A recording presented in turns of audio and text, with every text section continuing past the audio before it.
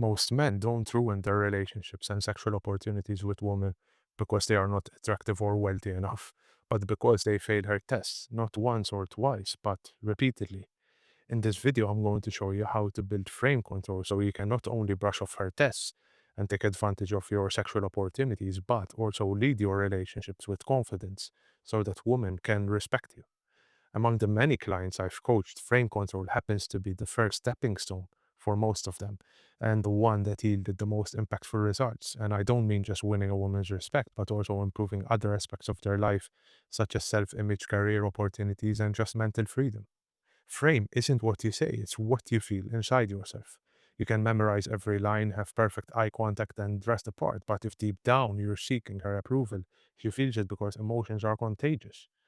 There really are four pillars to frame control. The first we're going to cover is inner certainty.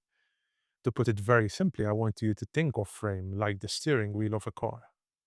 If your hands are steady and you have experience, the car goes exactly where you want it to, and you will get your destination smoothly in one piece.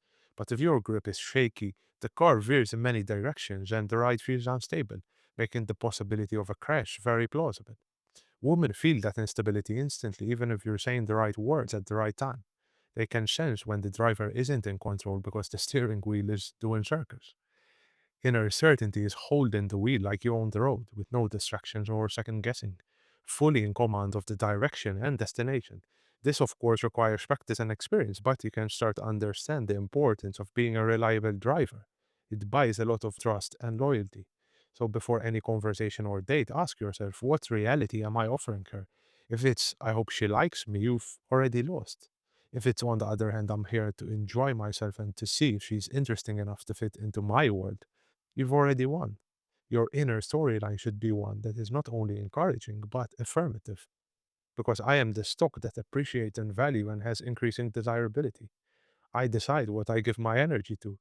You don't need to say it out loud, of course. You just need to feel it in your posture, in your pacing, in your eye contact. While having a strong inner game is important, you must also know how to control your emotions around women to avoid having someone else do that for you. Which leads me to my next pillar, which is emotional composure. Your emotions reveal how competent you are on the road.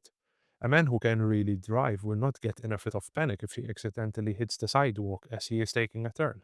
It wouldn't even matter to him whether he was driving through a storm with slippery highways or through safe, dried out roads. If she tests your skills on the road, entertains other men, teases, or grows distant, and you respond reactively, she has her hand on the steering wheel because she doesn't fully trust in your competence or has gotten an inkling of doubt through your behavior. You regain control of the wheel not by resisting the emotion itself, but by anchoring it.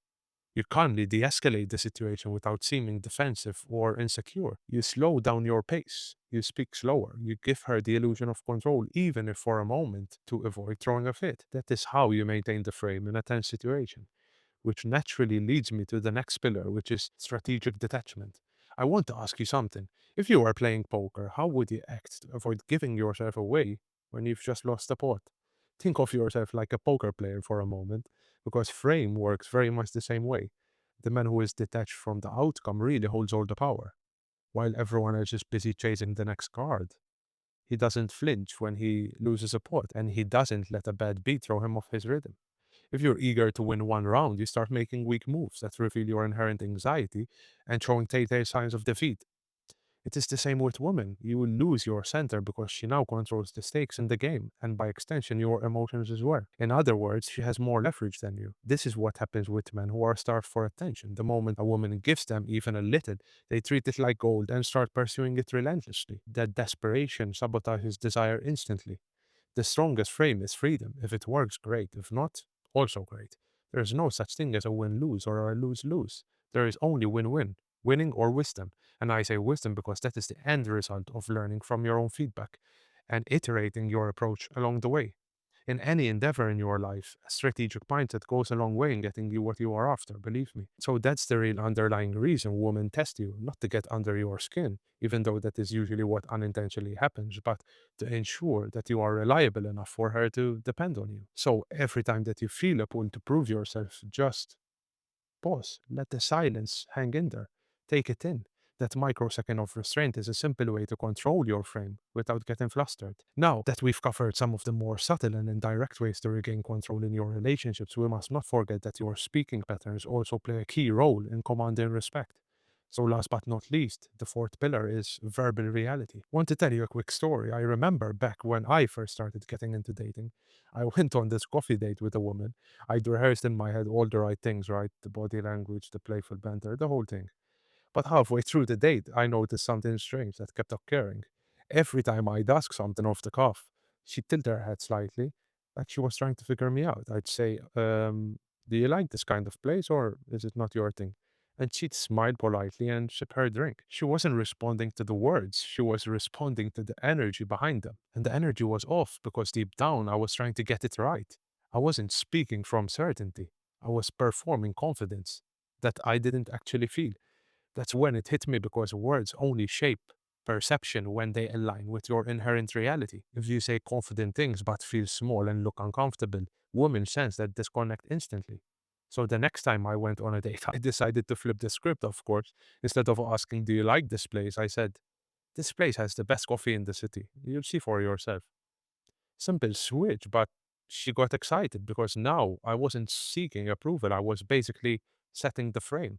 Words very much shape perception. You frame the conversation through statements, not questions, because you're asserting a reality, not asking her permission for it. So you can think of frame control as a form of subtle leadership.